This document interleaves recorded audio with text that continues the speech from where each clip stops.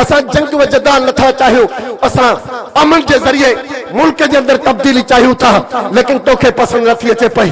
तू हरकतूं करे थो, ए किस्म जूं हरकतूं करे थो पयो। तो असा के अरेस्ट कयो ऐं लाजिज़ जी तारीख़ के अंदर अज ताईं उन ते छापो न लगो है। स्पीकर्स जा इख्तियारात होया तो उहे सलब करे ऐं पुलिस के उते मोकले करे असा के गिरफ्तार कयो। वारी सारी रात तशद्दुद कयो, निशाने जो मिर्च असा के बनायो वियो।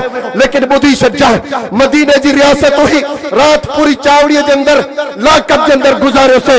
नमाज पढ़ने की इजाजत न पी मिले, असा के पानी असा जो बंद कयो वियो। मदीने जी रियासत के अंदर के दिन से यो सलूक थिंदो आहे जको तुझी हुकूमत ऐ तुझी स्टेट असा से करे रही हुई। लेकिन ये जा तारा तोखे उन कुवतुन के भी दिखारिया से जंजे मथा नेब जा केस होया जेके चीखी करे इस्लामाबाद में पाजे कारकुनन के सदन पिया कारकुन न पे करे। लेकिन मौलाना फजल रहमान साहब पाजे के अदना किस्म के कारकुन जी आजादी जिला जने ऐलान करे थो, ऐलान बेरी कुवत ताकत से करे थो पयो। जो जको कारकुन जाते होयो उता निकली पयो। खुदा जो कसम ये रिपोर्ट्स दे तबिन कारकुनन पे बड़ी बड़ी उशाराएं के बंद करे छड़ियो। एडी ताकत ऐं कुवत उन जी ईमानी गैरत हुई जो लाइनूं लगी वयूं, मुल्क जाम थी वयो। रात जा 4 थियन था पिया, रात जा 4 थियन था पिया। मजिस्ट्रेट अचे थो पयो असा जी चावड़ी लाकअप के अंदर, जनाब तू हेॾे छो आयो आहे? सुबुह जो तुझी कोर्ट में पेश थियो हा, लेकिन इहो चवे थो पयो तो सुबुह ताईं मौलाना फजल रहमान ईंट खां ईंट वजाए छॾींदो, इमरान खान जी पूदी के बंद करे छॾींदो। मांखे रात जे वगड़े में तव्हांखे आजाद करणो आहे। रात जी 4 वगे कार्रवाई मजिस्ट्रेट हलाए करे असा के आजाद करे थो पयो। ये ताकत ये कुवत अज मौलाना फजल रहमान जी थई बुधी छजा। असा इन रस्ते ते नथा वञण चाहियूं। जमियत उलमा इस्लाम जो यो ट्रेंड ही न रहियो आहे त हड़तालूं करे माण्हुनि जो कारोबार के मुतासिर करे, रोड ब्लॉक करे, मुसाफिरनि के तकलीफूं दे। ही असांजो शेवो कढे को, लेकिन मजबूर कयो वञे थो पयो। हालत असा के इन तरफ धिकनि थियूं पयूं।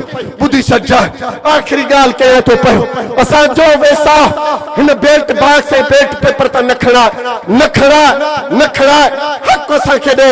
असांजो मेंडेट चोरी न कर। अज पाकिस्तान के अंदर जेके भी पब्लिक पावर शो थियन था पिया, पाकिस्तान के अंदर तमाम पार्टियुनि लॉन्च मार्च भी कया, तमाम पार्टियुनि पंहिंजा कुवत ताकत जा भी मुजाहरा किया। लेकिन अज ताईं जमियत उलमा इस्लाम जी उन कुवत ताकत जो तोड़ कंहिं भी पेश न कयो आहे।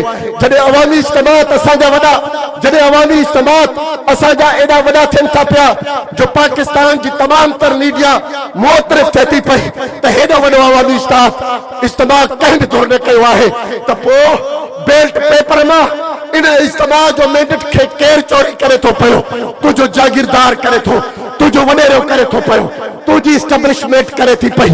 जंहिं इस्टेब्लिशमेंट अंग्रेज जी परवरदा है, उन गोरे जी जगह पे हिन कारे वरती है।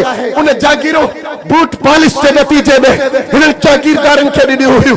अॼु इन जागीर जी ताकत के इस्तेमाल करे हू असांजे पेपर के चोरी करे थो पयो। गरीब जे ज़हन ते वञी धाड़ो हणे थो पयो, उनखे धमकी ॾे थो, ज़मीन खसे छॾींदो सा, मार्केट में कढी छॾींदो सा, कारोबार में लेदवा करे छॾींदो सा। बैनुल अक़वामी चार्टर आहे, अक़वाम मुत्तहिदा जो चार्टर आहे त इंसान के खौफ का आज़ादी ॾिनी वञे। लेकिन अॼु पाकिस्तान के अंदर ह्यूमन राइट्स युद्ध जूं उॾियूं वञनि थियूं।